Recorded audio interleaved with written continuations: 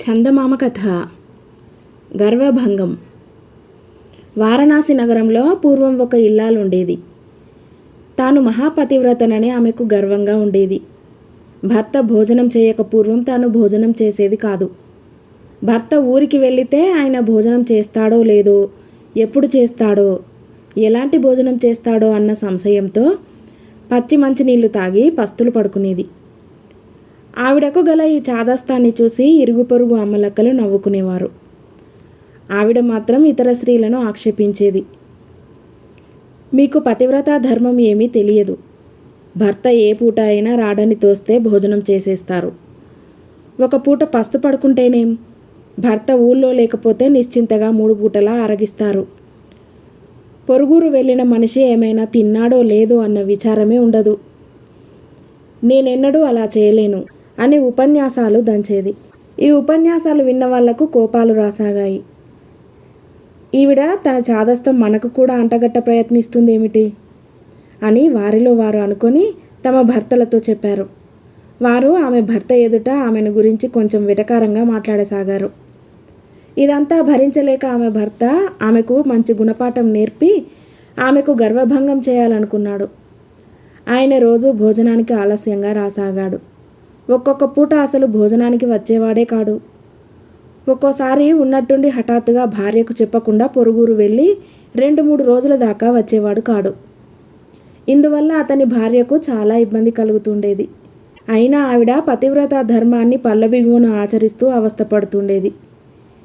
భోజనం వేళకు సరిగ్గా ఇంటికి రమ్మని భర్తను కోరేది. ఒక ఉదయం వంట వేళకు భర్త భార్యతో, ఏమే, ఇవాళ పంచభక్ష్య పరమాన్నాలు చెయ్యి, సుఖంగా భోజనం చేసి చాలా కాలమైంది అన్నాడు. భార్య సంతోషించింది.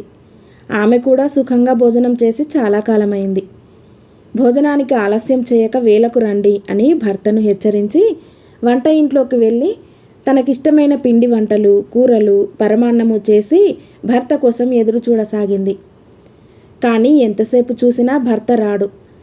చివరికి మిట్ట మధ్యాహ్నం దాటినాక ఆయన వచ్చాడు. ఎప్పుడనగా వంట అయింది, భోజనానికి రండి అన్నది భార్య. ఇదిగో చెరువులో స్నానం చేసి క్షణంలో వస్తాను అంటూ భర్త గబగబా వెళ్ళిపోయాడు. కానీ ఆయన ఎంతకు రాడు. భార్యకు ఒక వంక ఆకలి దహించుకుపోవటమే కాక తనకిష్టమైన వంటకాలు ఎదురుగా కనిపించటం వల్ల మరింత బాధగా ఉంది. పూర్తిగా 2 గంటలు గడిచాక భర్త వచ్చాడు కదా అని భార్య సంతోషించింది. కానీ లోపలికి వస్తూనే ఆయన కాస్త కళ్ళు తేలవేసి నట్టింట్లో విరుచుకు పడిపోయాడు. భార్య దగ్గరికి వెళ్ళి చూసేసరికి 2 గంటల పాటు చెరువులో నానిన భర్త శరీరం భార్య చేతికి చల్లగా తగిలింది. భర్త చనిపోయాడనుకున్నది భార్య.